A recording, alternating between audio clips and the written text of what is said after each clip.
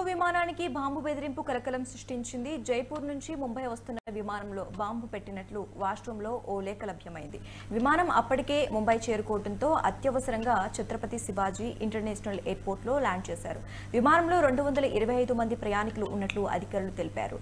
ఫ్లైట్ను క్షుణ్ణంగా పరిశీలించామని, లేఖ ఎవరు పెట్టారని దానిపై దర్యాప్తు చేస్తున్నామని అధికారులు తెలిపారు.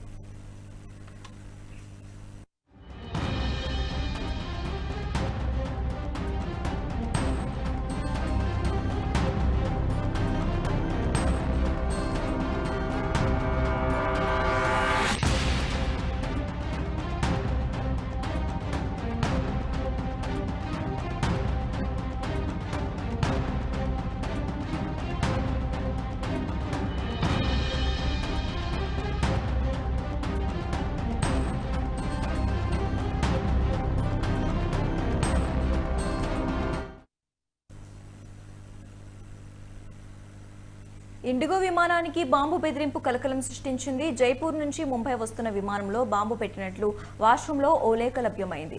విమానం అప్పటికే ముంబై చేరుకోవడంతో అత్యవసరంగా ఛత్రపతి శివాజీ ఇంటర్నేషనల్ ఎయిర్పోర్ట్లో ల్యాండ్ చేశారు.